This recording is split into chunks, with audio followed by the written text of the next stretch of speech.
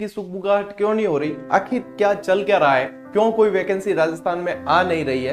तो साथियों, सबसे पहले मैं आपको ये बता देना चाहूंगा कि जैसे कोई भी वैकेंसी आएगी तो उसकी फाइल जो है वो कई सारे मंत्रालय कर्मचारियों से होती हुई गुजरती है और बहुत एक मतलब सिस्टमेटिक एक प्रक्रिया होती है पूरी, उससे गुजरते हुए वो वैकेंसी फाइनल होती है। उसके बाद में विज्ञप्ति आती है और आप लोग तैयारी करते हैं और उसके बाद में सिलेक्शन लेते हैं। लेकिन अभी यदि देखा जाए तो वैकेंसीज में डिले होने का भी कारण अपन कह सकते हैं। बहुत सारे कारणों में से एक कारण जो है वो आज अपन चर्चा करेंगे। यदि देखी जाए तो किसी भी विभाग की या किसी भी ऑफिस की या किसी भी मतलब शिक्षा विभाग भी आप ले सकते हो, उसकी दूरी होता है मंत्रालय कर्मचारी वर्ग। लेकिन वर्तमान में यदि आप देखेंगे तो मंत्रालय कर्मचारियों की एक बहुत बड़ी जो है स्ट्राइक चल रही है, हड़ताल चल रही है। यहाँ पे आप देख पाओगे कि लगभग 18 दिन हो गए हैं। 18 दिन से ये कल की इमेज है, तो 18 दिन से ये स्ट्राइक चल रही है।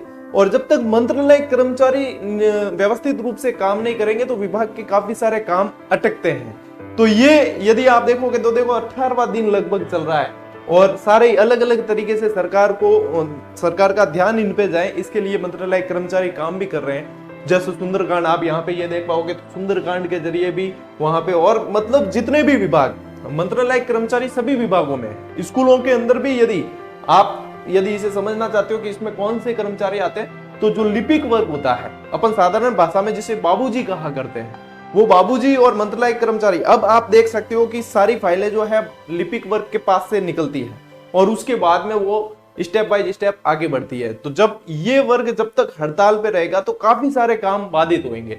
अब कैसे काफी सारे काम बाधित होंगे? जब सरकार के खुद के कैंप, जैसे कि महंगाई राहत कैंप है, प्रशासन शहरों के संघ कैंप है, ये सारे कैंप भी प्रभावित हुए हैं।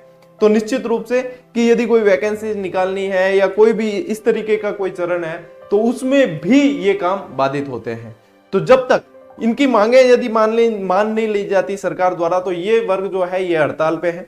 यदि देखा जाए कि इनकी मांगे हैं क्या, इनकी मांगों पे यदि अपन ध्यान दें कि क्या मांग कर रहे हैं, ये क्यों है इतने समय से हड़ताल पर, तो इनकी मांग में सबसे पहला है एलडीसी ग्रेड पे जो है उसका 2800 से बढ़ाकर इनका ग्रेड पे 2800 से बढ़ाकर 25,500 बेसिक किया जाए। ठीक है, ग्रेड पे तो किया जाए 2800 और बेसिक की जाए 25,500।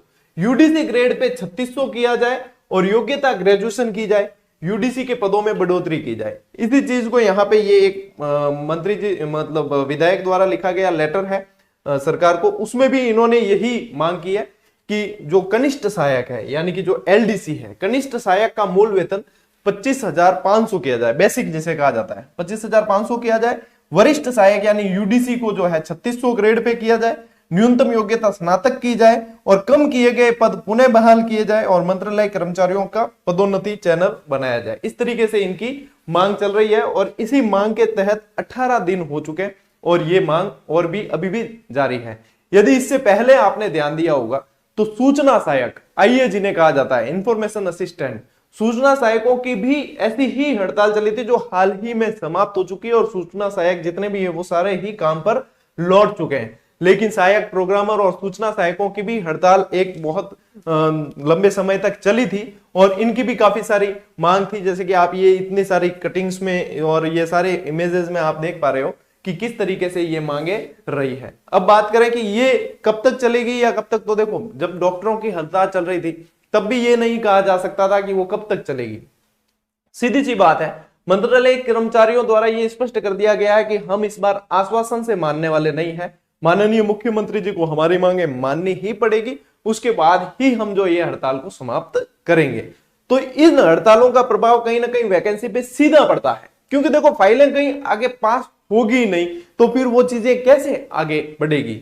और जैसे ही हड़ताल समाप्त हो जाती है तो ये चीजें द्रुत गति से बढ़ेगी। उसका पीछे कारण है कि मुख्यमंत्री जी पहले ही जो है रिप्लाई बजट के अंदर वैकेंसीज की घोषणा कर चुके थे और अब वैकेंसी आने का दौर शुरू होने ही वाला है। जैसे ही ये हड़तालें समाप्त होती है तो बहुत स्पीड से काम वैकेंसी आने की तरफ बढ़ेगा।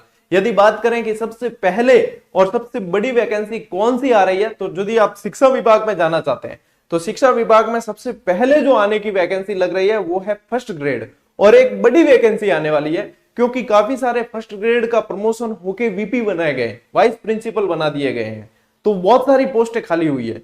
तो सबसे बड़ी और बहुत अच्छी वैकेंसी आने वाली है स्कूल व्याख्याता की। यदि आपके पास में पोस्ट ग्रेजुएशन है, यदि आप एमए कर चुके हैं, तो आपको स्कूल व्याख्याता की तैयारी दम लगा के अभी से कर लेनी चाहिए।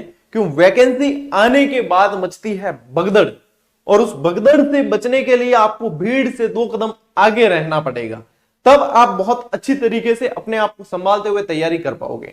दूसरी यदि मैं बात करूं तो जूनियर अकाउंटेंट की वैकेंसी बहुत जल्द आने वाली है। तीसरी बात करूं तो अपने कांस्टेबल की वैकेंसी बहुत जल्द आने वाली है, और इनके साथ ही साथ फिर वरिष्ठ अध्यापक वगैरह ये वैकेंसीज भी आएगी।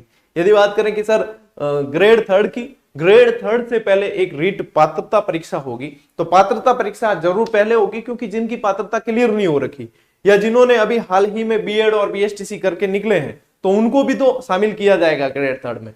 तो इसलिए पहले एक पात्रता परीक्षा होगी, उसके बाद में रीट मुख्य परीक्षा। तो इसमें निश्चित रूप से समय लगेगा थोड़ा, लेकिन वरिष्ठ अध्यापक, यदि आपके पास में पोस्ट ग्रेजुएशन नहीं है तो आप वरिष्ठ अध्यापक की तैयारी जारी रखें, उसमें करते हुए आगे बढ़े। पोस्ट ग्रेजुएशन है तो आपके पास में बेहतर विकल्प है स्कूल व्याख्याता की तैयारी करने का। और यदि आप कहीं भी कोचिंग यदि नहीं कर पा रहे हैं या कोई भी ऐसी आपको समस्या है, तो पूरा स्कूल व्याख्याता के जीके का पूरा बैच अपने चैनल पे निशुल्क व्यवस्थित रूप से नोट्स मेकिंग पैटर्न पे चल रहा है। जीके तो मैं खुद ही पढ़ा रहा हूं, साइंस मिश्रा जी पढ़ा रहे हैं, हिंदी नरेंद्र दान जी चारण पढ़ा रहे हैं, और बाकी जो है विषय वो भी धीरे धीरे अपन कवर कर लेंगे। तो ये सारी चीजें हैं। इसके अलावा और भी कोई अपडेट आती है या इनसे संबंधित, अब इनकी हड़ताल पूरी होने के बाद में ये बहुत तेज गति से आगे बढ़ेगी चीजें, क्योंकि चुनावी साल भी है, तो इन्हें ये वैकेंसी तो निकालनी ही है। ये तो आप मानकर चलें कि वैकेंसी निकालनी ही पड़ेगी। अब कई विद्यार्थियों के दिमाग में ये भी आता है सर निकाल दी और पूरी नहीं हुई, तो ये तो मान लीजिए कि अगली सरकार आती है कोई, तो वो भी निकाल दे और उसे लंबी खींच ले। तो इसको सोचते हुए हम तैयारी करना छोड़ नहीं सकते, क्योंकि हम मान लीजिए तैयारी करना छोड़ भी दें, लेकिन हमारा मित्र वो नहीं छोड़ेगा, उस मित्र का मित्र वो नहीं छोड़ेगा। तो कहीं ना कहीं कंपटीशन में बने रहने के लिए यदि सरकारी नौकरी ही टारगेट बना रखा है, तो तैयारी तो करनी ही है। आप साइड में यदि दूसरा काम करते तो भी नियमितता साथ में 2-4 घंटे की बनाकर रखेंगे, तो आपको समस्याएं नहीं होगी। नहीं तो फिर आप बिल्कुल ही छोड़ के बैठे हैं, फिर आप सोचोगे कि मैं एकदम से ग्रो करूंगा, तो बहुत ज्यादा दिक्कतें हो जाएगी, बहुत ज्यादा समस्याएं हो जाती है। उसमें फिर अपने मनोबल भी टूटने लगता है और हम इतना ग्रो नहीं कर पाते। एक छोटे से सेशन के माध्यम से मैंने थोड़ी सी स्थिति क्लियर करने की कोशिश की है। यदि कोई और भी अपडेट मिलती है, कोई और भी जानकारी मिलती है, तो मैं बहुत जल्द आप तक ये जानकारी